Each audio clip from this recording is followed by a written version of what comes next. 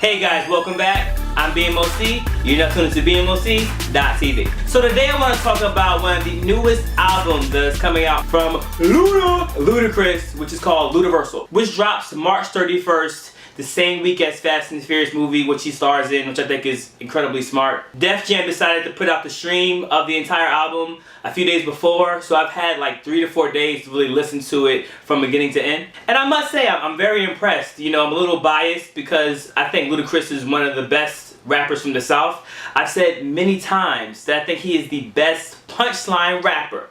Best punchline rapper from the South. And it's been 5 years. 5 years since the last album. Battle of the Sexes came out 2010. And you know, he's been shooting movies, doing other business deals and endeavors. So he's back with a vengeance. So I don't want to spoil the album. I know it's coming out in a few days. But I really want to talk about just some of my favorite tracks. So first things first, the intro track is ridiculous. It's produced by David Banner. The beat is hard.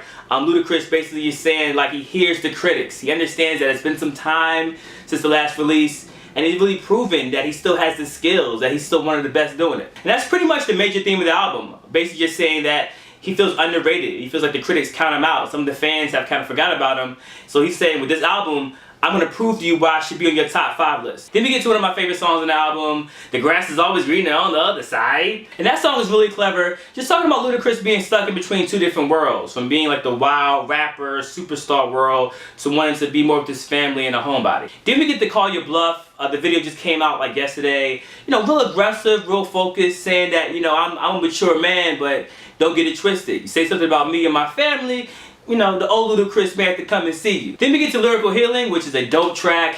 The beat is crazy, produced by Illmind and Frank Dukes. I just wish it was longer. It's only like 1 verse, and the verse is great. The beat is so like smooth and laid back. I just wish it was just a fuller song. And that's the same exact way I felt about Come and See Me, the Interlude, another track on Luda's album, but it's only 1 verse. The beat is banging. It's produced by DJ Toomp, who's worked with Rick Ross, T.I., Jeezy. So again, a banger, but it feels like it's only cut short because it's only 1 verse. And in the song, Luda's actually comparing the bad relationship he has with his girl to the good relationship he has with his car. And it's not like You Remind Me of My Jeep by R. Kelly, it's actually reverse. After the interlude, we actually get to the Come and See Me song, which is a completely different beat, produced by Mike Will. It features Ludacris and Big Crit really going back and forth, which is dope. Definitely a club or radio banger. Which brings me to Get Lit.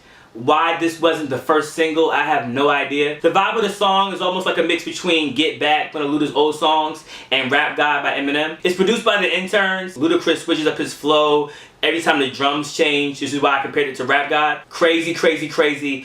Definitely should have been the first single in my opinion. Another favorite is a song called Beast Mode, which I think is the best beat on the album. If you guys were missing like the old hungry Ludacris, this is the song for you. Also, shout out to 1500 or Nothing, who produced the track. Then there's the first official single called Good Lovin', which features Miguel. That's been in my head like all week. It's very catchy. I get that's why Def Jam made it the first single. It definitely plays to the mature audience. And it talks about him moving on from past relationships and past situations and focusing on his future. Ocean Skies featuring Monica is a great song talking about the alcohol battle that his father had who passed away. It's very deep. I love that he reached out to Monica for this. I think her voice just fits perfectly for the hook. And if I remember correctly, I think this is the first song where Ludacris talks about his father and the alcohol abuse. I know you mentioned it at the Grammys, where he has that little part of the song where it begins about him winning the Grammy Award and shouting out his father.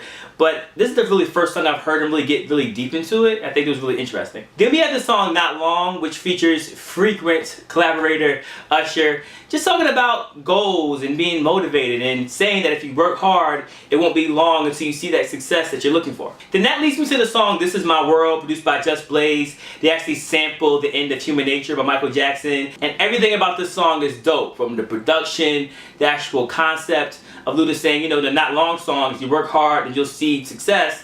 And this song actually documented his success and what he's been able to accomplish over the years in his career. It's almost like he's giving a peek into his world and saying, you know, I can do it, you can do it too. For this album, he also has some really cool songs in the deluxe version. He has a track with fellow AT-alien CeeLo called Problems, which could be a radio hit. Then he has another song called In My Life featuring John Legend, where he talks about being successful, but saying that there's so many more goals he wants to accomplish, it's not over yet. So overall, again, great body of work. As a Ludacris fan, I love it. I don't know if it's going to connect to the new generation because he has been gone for 5 years and a lot has happened in 5 years.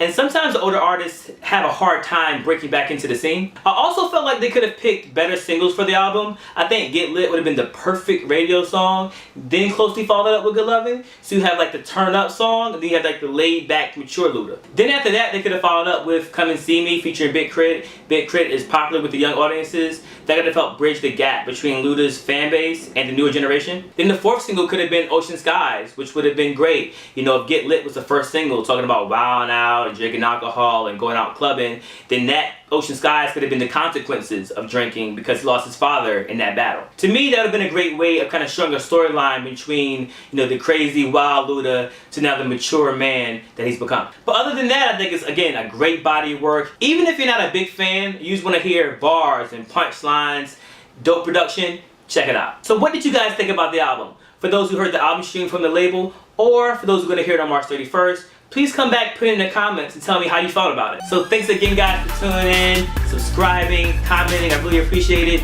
I typically post new videos every Tuesday and Wednesday, but sometimes I may post them on a Friday or a Monday based upon a special release. So to check out my brand new videos, tune into youtube.com/BMOCTV. Please subscribe. You can also check me at BMOC.TV. I'm BMOC. Peace.